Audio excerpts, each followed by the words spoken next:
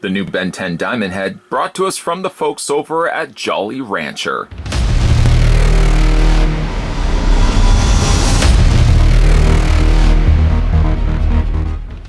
Okay, that's not true. It's brought to us from the folks over at Playmates Toys. The Ben 10 Diamondhead comes with the crystal blade. That's pretty cool.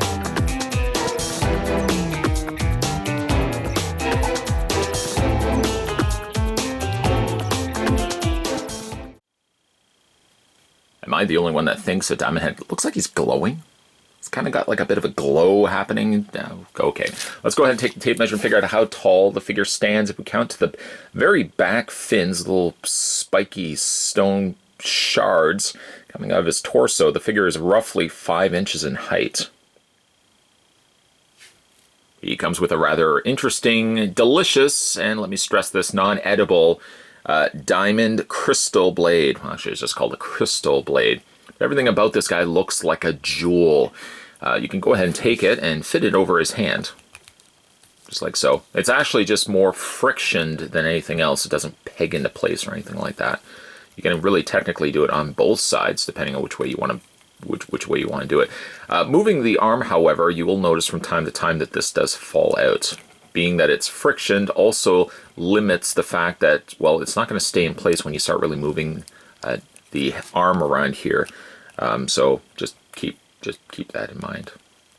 But when you do add it, it doesn't really add too much to Diamondhead because, well, it's about the same size as his arm. Really, the only difference is it has a little bit more of a stone sort of look to it rather than the regular smooth hand that he has on the other. Take this out, do a couple of size comparisons as we've been doing over the last little while. We'll put him right there. Now let's bring in some of the other characters that we looked at. There's Accelerate, and there's Heat Blast, and then starting first and foremost, start with little Ben 10.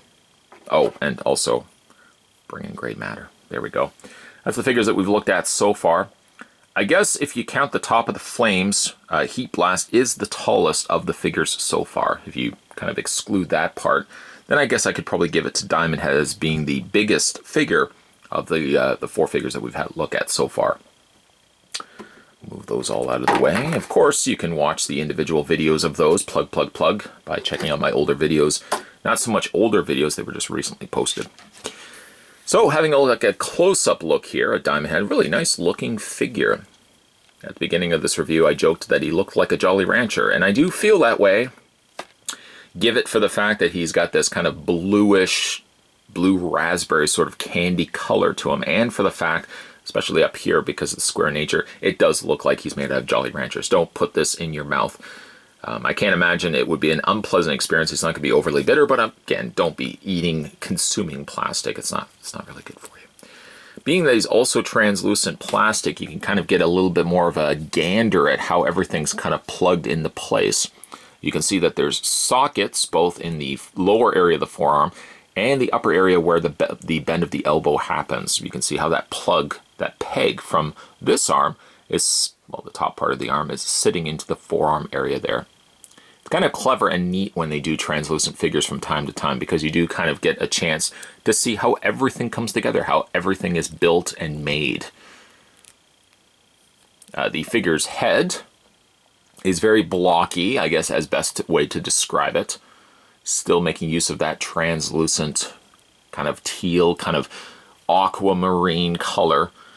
They did go in, however, and paint the teeth white as well. They painted the eyes yellow with a nice black outlining going there as well.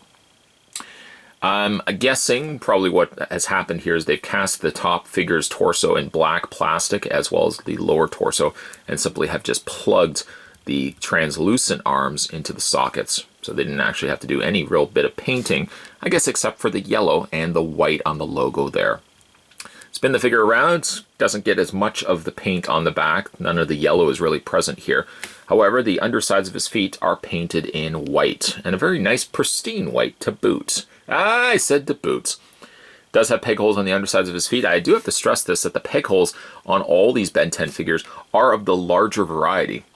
Can't think of many display stands, display bases that would accommodate these sort of holes, but I just want to point those out to you. The translucent plastic is really the icing on the cake for this guy. I can't imagine there'd ever be a problem where the plastic is going to crack. It does feel like it's a different type of plastic than some of the clear plastics we've seen before, which is more of a brittle, sort of denser plastic. This doesn't have give to it, but it does feel like it's a slightly softer plastic. You can probably see it more importantly here in the hands. The hands are softer. If I can bend them just a little bit happening here. The hands are open as well, but he doesn't come with any sort of technically accessories except for, of course, the crystal blade.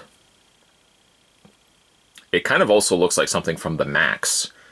You know, if you ever watched the old Max cartoon or read the Max comics. Posability on this guy, we'll go ahead and do that right now. His head rotates all the way around. I would dare want to say that he does have a ball joint, but it doesn't really seem like there's a whole lot happening here when you move the head up and down. However, I can't say that for his arms. His arms do hinge outward. Not a lot, mind you. A lot of it be chalked up to the fact that he's got these big, bulky shoulders. Doesn't really allow for much movement out. And you can rotate the arms all the way around. He does have a bend in the elbow, which also allows a rotation. The rotation slightly sits on an angle, so when you do rotate the arms, you will notice that they rotate on an outward hinge rather than just straight down. Hands also rotate all the way around. Very, very soft, again, plastic happening in there. Waist swivels all the way around. And as for the legs, we've looked at this before. The legs hinge back and forth, but they are specific to the hinge in the direction that the hinge is facing. You can't rotate the legs out this way, again, until you rotate the legs out this way. And you can compensate it by bringing those legs forward if you want to have the best of both worlds. A hinge in the knee this way, and a hinge going out this way. Although it does look a little more awkward here on specifically Diamondhead, just because of the way that the leg is angled. So you may want to just kind of keep it to itself. And you know, when you are wanting to move the legs, just simply rotate the whole thing rather than rotating the only top part of it. Again, you got the hinge happening in the knee. And hey, we've already discussed this before. I'll mention it again. He's got peg holes on the undersides of his feet. The figures stand perfectly fine. I've yet to have, well, I guess that's not 100% true. I don't want to sound like a fibber face. Accelerate did have a little bit of a problem because of the nature of the way the figure was slightly forward heavy. Diamondhead, on the other hand, stands perfectly fine. I can't say I really have any negative critiques about Diamondhead. He's a nice looking figure, nicely sculpted, and making use of some rather nice, delicious, let me stress this again, don't consume plastic, don't eat plastic, and don't tell your parents I told you to eat plastic. But rather delicious looking Jolly Rancher type plastic, making use of his arms, his head, and those back little spikes sticking out from his torso. Oh, and also we can't forget, he's also got his crystal blade, which I guess could be one little nitpick. The crystal blade doesn't really stay in his hand very well. It relies more on friction than actually tapping into place. So sometimes when you are moving the arms, you find that the crystal blade does fall off from time to time. A nice posable looking figure. Again, very nice to see that all these figures have good levels of articulation.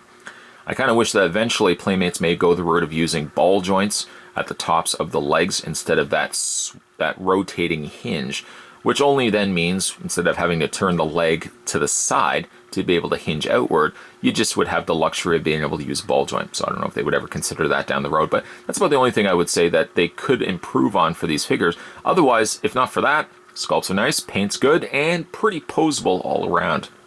Today we were having a look at the Playmates Toys Ben 10. This was Diamondhead. Both Diamondhead as well as the other three figures that we had to look at can be found in retail stores now, and Toys R Us and other toy stores also. More videos will be coming your way. If you also are interested in some more Ben 10 goodness, there's a playlist on this channel called, yeah, you guessed it. Yeah, it's not Can of Soup. No, that guy was wrong. It's Ben 10. Ben 10 reviews you'll find on this channel, covering all the Ben 10 related items that I've ever reviewed on this channel. More videos. Guys, gents, owls will be coming your way. Make sure you hit that little subscribe button down below so you'll never miss a beat when new videos are coming onto this channel. Again, as always, guys, thanks for watching. Really appreciate that. Thanks for commenting down below. I always like reading new comments. I'll see you guys next time.